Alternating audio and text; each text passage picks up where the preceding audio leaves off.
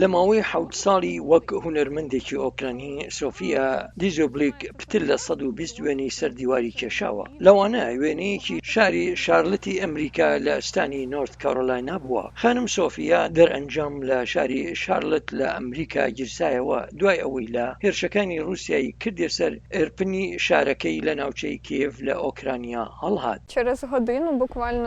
بۆ ماوەی مانگێک شارۆچکەکەمان لە ژێر داگیرکاری رووسیادا بوو. موشکێک دای لە دیوارێک لە نزیک ماڵمان و هەموو پەنجەرەکانی ورد و خاش کرد.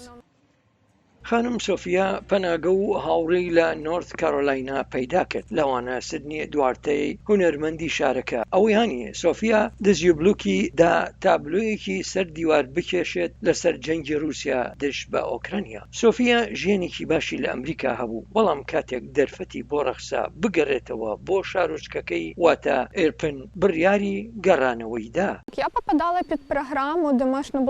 من دەمتوانی بەشداری لە پرۆگرامەکەدا بکەم. ئەوەی ڕێگەی مانەوەمی لە ئەمریکا پێدا بووم و کاریش بکەم. بەڵام کاتێک بینیم کە پرۆژەی بنیادنانەوەی ئێرپن دەست پێ دەکات هەستم کرد حەز دەکەم بەشداری لە بنیادنانەوەی شارەکەمدا بکەم. خانم سۆفیا لە مانگی 5 ئەم ساڵدا گەڕایەوە بۆ ئۆکرانیا و لەو دەمەوە وەک خۆبەخش لە شارەکەی ئێرپن کار دەکات و یارمەتی لە بنیادنانەوەی خوێندنگەیەکی شارەکەیدا دەدات. بۆمبارانەکانی رووسیا خوێندنگەی ڕاهێنانی وەرزشی کاول کرد. هەر بۆیە سۆفیا و هونەرمەندانی هاوپیشەکانی بڕیاریاندا هەرچی لە توانایاندا هەبێت بیکەن و بۆ ئەو مەبەستە کەوتنە نیگارکێشان لەسەر دیوارەکانی. بەڵام بۆ چاکردنەوەی شارۆچکەی ئێرپن تەنها نیگارکێشان بەس نییە، چونکە لە سەدا هەفتای ژێرخانی ئابووری ئەم شارۆچکەیە لە میانی ئەم جەنگەدا بە تەواوی وێران بوون.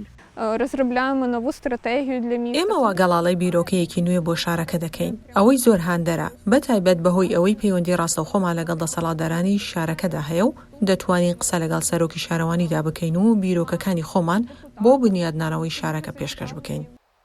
تیمێک بۆ بنیادنانەوە پلانی گەورەیان بۆ شارۆچکەی نوێی ئێرپن هەیە. هەروەها خانم سۆفیا دیزیۆبلوک خۆشحاڵە کە ببێتە بەشێک لەو تیمە. هیواکە بنیادنانەوە و نوێکردنەوەی هەموو باڵەخانە و خان و بەرە وێرانکراوەکانە و بەرگی ڕەنگاڵی زیاتر بەبەری ئەم شارۆچکەیەدا بکەن. ئەوەی ڕۆژانێک گەشاوە و پێشکەوتوو بوو. بۆ ئانا کۆستەشینکۆ سمکۆ عەزیز، دەنگی ئەمریکا.